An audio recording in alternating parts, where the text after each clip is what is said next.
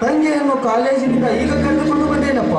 ಹೌದಣ್ಣ, ನಸುಕಿನ 4 ಗಂಟೆಯಲ್ಲಿ ಎದ್ದು ಕುಸ್ತಿ ಪ್ರಾಕ್ಟೀಸ್ ಮುಗಿಸಿಕೊಂಡು ಮೇಲಿನ ಹೊಲಕ್ಕೆ ಹೋಗಿ ನೀರು ಹಾಯಿಸಿ ತಂಗಿಯನ್ನು ಕರೆದುಕೊಂಡು ಬರುವಷ್ಟರಲ್ಲಿ ಹೋಯ್ತೋಯ್ತಣ್ಣ. ಈಗ ಪರೀಕ್ಷೆ ಚೆನ್ನಾಗಿ ನಡೀತೀನಮ್ಮ. ಅದೇ ಪ್ರತಿ ವರ್ಷದಂತೆ ಈ ವರ್ಷ ಕೂಡ ಫಸ್ಟ್ ಕ್ಲಾಸ್ನಲ್ಲೇ ಪಾಸ್ ಮಾಡ್ತೀನಿ. ನನ್ನ 2 ಕಣ್ಣುಗಳಂತಿರುವ ನೀವು, ನಿಮ್ಮ ಸುಖದ ಸಂತೋಷವೇ ನಮ್ಮ ಸಂತೋಷ. ನಮ್ಮನ್ನ ಆ ದೇವರು ಹೀಗೆ ಇಟ್ಟಿರ್ಲಿ. ನನಗೂ ಅಷ್ಟೇ ಅಣ್ಣ.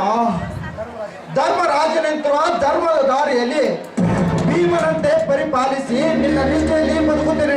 ನಿನ್ನ ನಿಷ್ಠೆಯಲ್ಲಿ ಬದುಕುತ್ತೇನೆ. ಪವಿತ್ರವಾದ ನಿಮ್ಮಿಬ್ಬರ ಪಾದವನ್ನು ಹೊತ್ತ ಆ ಶ್ರೀರಾಮನ ಸೇವಕ ಹನುಮಂತನಂತೆ ಹಣೆ ಇಟ್ಟು ಹನುಮಂತನಂತೆ ಹಣೆ ಇಟ್ಟು ಲಕ್ಷ್ಮಣಂತೆ ಬೆಂಬಲ ಇಟ್ಟು ಶ್ರೀರಾಮನ ಪಾದವನ್ನು ಹೊತ್ತು ಭರತನಂತೆ ನಿಮ್ಮ ಪಾದವನ್ನು ಹೊತ್ತು ಈ ಮಣ್ಣಿನ ಋಣ ತೀರಿಸುತ್ತೇನೆ. ಈ ಮಣ್ಣಿನಲ್ಲಿ ಋಣ ತೀರಿಸುತ್ತೇನೆ. ಹೌದು ಮೈದುನ, ಅಂತ ಶರಣರ ಯಾವತ್ತು ಶಕ್ತಿ ಇರುವುದೆಂದರೆ ಈ ನನ್ನ ರೈತ ಎಂಬ ಪ್ರಶಸ್ತಿಯನ್ನು ಪಡೆದುಕೊಂಡು ಬಂದಿರುವುದು.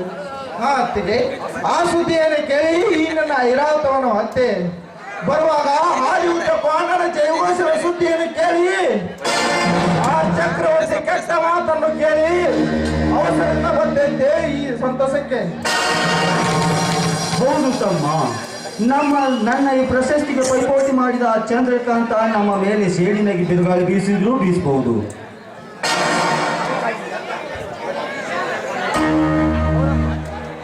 ಹೌದಪ್ಪ, ನಾವು ಜಮೀನ್ದಾರ ವಂಶದವರು ಅಂದ ಮೇಲೆ ಯಾವತ್ತು ನಮಗೊಂದು ಪ್ರಣಾಮವನ್ನು ಇದ್ದೇ ಇರುತ್ತದೆ. ಅದಕ್ಕೆ ನನ್ನದೊಂದು ಮಾತು ನಡೆಸಿಕೊಡ್ತೇನಪ್ಪ ಸಹೋದರ. ಒಂದೇ ಕಣ 1000 ಮಾತುಗಳನ್ನಾದರೂ ಹೇಳು. ನನ್ನ ಹೆತ್ತವರ ಉಸಿರು ಜೀವಂತವಾಗಿ ಉಸಿರಾಡಬೇಕಾದರೆ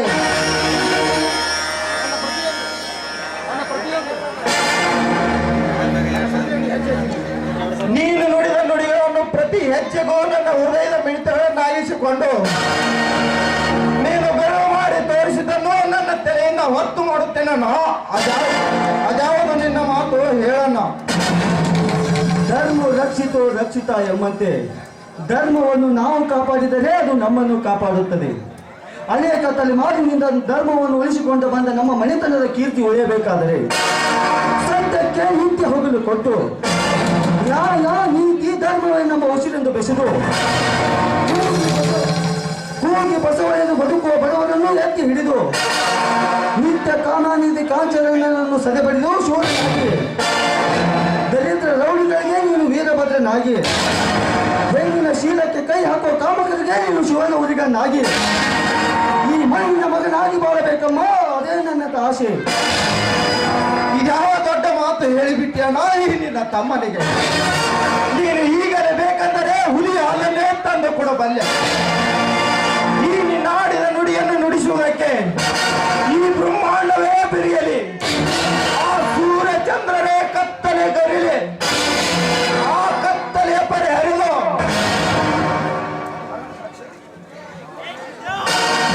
ಆ ಹರಣ ಸಾಕ್ಷಿಯಾಗಿ ಈ ನಿನ್ನ ಮಾತನ್ನು ನಡೆಸಿಕೊಡುತ್ತೇನೆ.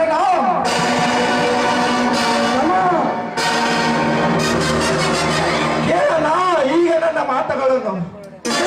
ಸತ್ಯ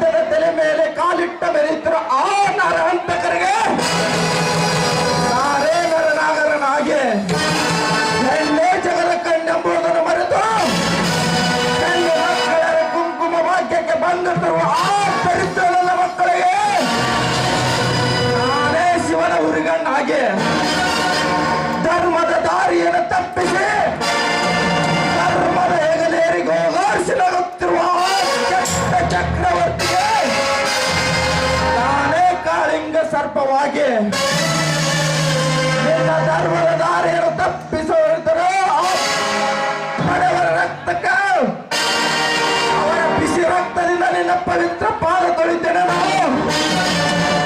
ಇದು ನಿನ್ನ ಪಾದದಾಳಿಗೂ ಸತ್ಯ. ಸಂತೋಷವಾಯಿತು ತಮ್ಮ, ಸಂತೋಷವಾಯಿತು. ನಿನ್ನನ್ನು ಪಡೆದ ನನ್ನ ತಮ್ಮನಾಗಿ ಪಡೆದ ನನ್ನ ಜನ್ಮ ಸಾರ್ಥಕವಾಯಿತು. ನೀನು ನನ್ನ ಮೈದುನಲ್ಲಪ್ಪ, ನನ್ನ ಹೊಟ್ಟೆಯಲ್ಲಿ ಹುಟ್ಟಿದ ಹಿರಿಮಗ ಇದ್ದ ಹಾಗೆ. ಅಣ್ಣ, ನಾನು ನಿನ್ನ ತಂಗಿಯಾಗಿ ಜನ್ಮ ತಾಳೆ ಬರ್ಬೇಕಾದ್ರೆ ಯಾವ ಜನ್ಮ ಪುಣ್ಯವೋ ನಾ ಬೇರೆ ಕಾರಣ. ಹೌದು ತಂಗಿ, ನಿನ್ನನ್ನು ಓದಿಸಿ ದೊಡ್ಡ ವಿದ್ಯಾವಂತರನ್ನಾಗಿ ಮಾಡಿ ನಿನಗೊಂದು ಒಳ್ಳೆಯ ವರವನ್ನು ನೋಡಿ ಮದುವೆ ಮಾಡಿಕೊಡುವ ನಮ್ಮೆಲ್ಲರ ಆಸೆ. ಏನಪ್ಪ ತಮ್ಮ, ಇಬ್ಬರು ಮದುವೆಯನ್ನು ಒಂದೇ ದಿನ ಮಾಡಿ ಮುಗಿಸ್ತೀನಿ. ಆದರೆ ಇದೇ ಹರ್ಷದ ಹೊನಲಿನಲ್ಲಿ ಒಂದು ಹಾಡಿ ಬರಲಿ.